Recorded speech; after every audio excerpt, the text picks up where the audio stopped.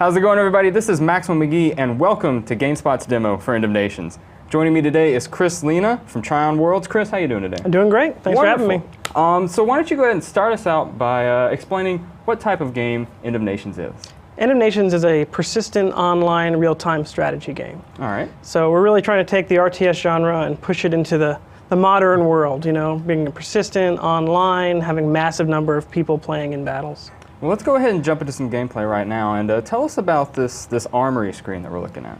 Yeah, right here, as you see, is the armory screen. It's sort of a work in progress as far as the look goes. But unlike a lot of other RTS games, we don't have the idea that you're building bases and pumping out units in the map. What you're doing is, with your persistent character, you're amassing units and customizing them over time. So you do a lot of that work here in the armory. So you can see that we have a bunch of different units. And we can customize them. We have the flame skin on this particular tank. I was going to say, unlike most RTS games, you have sweet flames all over your tank. Right. Everything from bacon to flames is available. Zebra print, if that's your thing. Hearts and flowers. Now, this being a free-to-play game, are these skins the sort of things that you're paying for after the fact? Yeah. Or are they unlocks? Yeah. So we might have some unlocks, but definitely we'll have skins and other cosmetic things for sale. Okay. But as well, you can also modify your vehicles too. You can add like small increases to damage and speed, so you're really building up your army over time.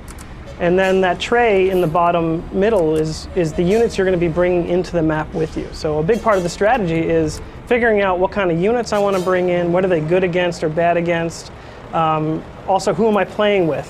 What are they bringing into the match with you? And really kind of coordinating between players to make the best force possible. So one player will bring in, like, I'm going to bring in a bunch of anti-air units. Yeah. The second player is like, I'm going to bring in a bunch of like heavy tanks to cover you. Yep. Okay. And also you see that we do have structures as well. We don't have that base building, but every class does have the ability to put down different structures, turrets and other defensive structures. So you still can satisfy that sort of turtling base building mentality if that's your kind of gameplay. So Chris, I think we're heading into Resource Hog now. Tell us, set this game type up for us. Yeah, so this is a domination mode game type. It's 4 versus 4. So we are playing in the Liberation Front faction fighting against the Shadow Revolution faction. And the idea is to take victory points, control points on the map, and the first team that gets to 1,600 points will win the map. There's also resource points on the map that you need to take in order to get a trickle of resources that you use. And use those resources for things like placing structures or bringing back units if they are killed. And it's also using commander abilities if you have those as well, or all resources are all used for those. And also some units have different movement rules, so there's a resource point right here. That's infantry only. It's surrounded by buildings, it has protection, so only infantry can even get in there. So that's another reason why your unit choice and making sure your team has a good spread of units is important to be successful. So those like the 3 main types of units. You've got vehicles, infantry, and then air units? Yeah, you know, pretty much we're divided into heavy units like tanks, light units like those Archimedes, those fast strike vehicles. Yep. And then, of course, air units, infantry, and also we consider structures as a unit type as well, so like turrets and that sort of thing. Now in this one we were playing 4v4. Is that the maximum game size, or can you get matches that are even larger? When we first launch, our maximum size is going to be 28 players versus 28 players, so 56 people on a map. Gigantic. Yeah, so you think even if everybody brings in even just 10 units, that's still that's a massive army on each side. Yeah. We're playing that one internally right now. It's a lot of fun. We're not really limited technically, but we want to make sure these maps are fun to play. Right? So you can imagine when you first get 56 players on a map, it's pretty chaotic. It can be very overwhelming. So refining how you make that map, how you lay out the control points, what the objectives are, is really important to making a map like that. Not just spectacular to look at, but fun to play. So yeah, how do you manage like having that many units on the map at the same time? I imagine you would want some sort of structure that like splits them up at least a little bit, because you don't want to channel everybody just down one path and have it be a giant free-for-all. Yeah, so we want multiple objectives on maps like that. Okay. So it's kind of some of the things we can do is we can even make it so you have to take 2 control points simultaneously and put those on either ends of the map, for instance. So there's a lot of things we can work with to make that happen. And it's really interesting that the challenge of, it's like, I think we're bringing a whole new challenge, and the challenge is, can you coordinate that many people to be successful on a map like that? And I think that's something that we're bringing to the table that we really haven't seen in this kind of game before. Now, is there going to be any sort of official like clan support, group support? Yeah, so we have clan support in the game right now. You can form a clan and all that jazz. And then we think that's going to be really important for the PvP game for territory control. Okay. So right now we're playing in a 4v4 PvP game, and we're actually fighting for control of this piece of territory. We're fighting in France right now, and if one faction wins more matches than the other, you'll actually flip that territory. It'll change to your faction's color, and you'll have that territory under your faction's control. So it's a persistent 24/7, kind of overarching game for territory control. And then what sort of bonus does that award you, or award your faction? We give you wealth based on that, so you can use that wealth to buy additional units or those unit modifiers we talked about, a lot of other things too.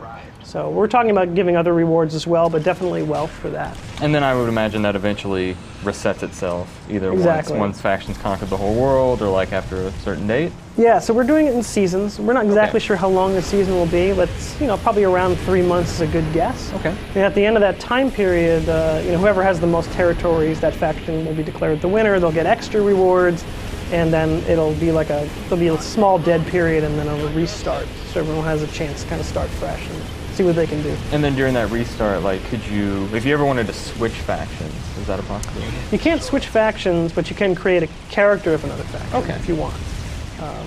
So you have the opportunity to play all those different classes and factions.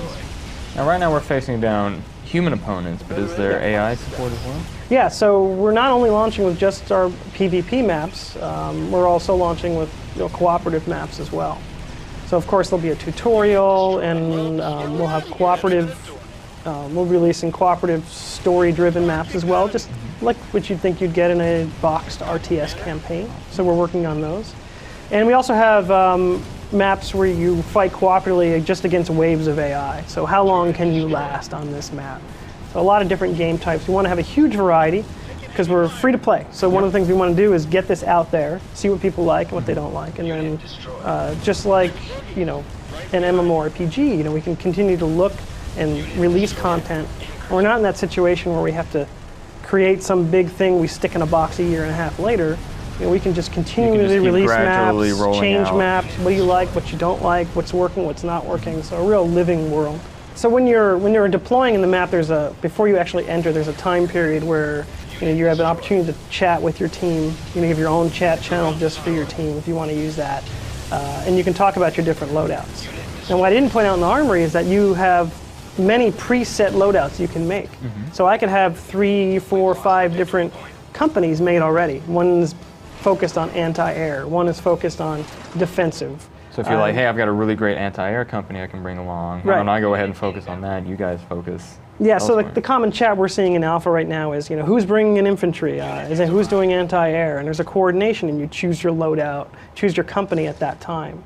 And also once you're in the map, if you're thinking your company's not working, you can also switch it out to one of your pre-made ones while you're in the battle.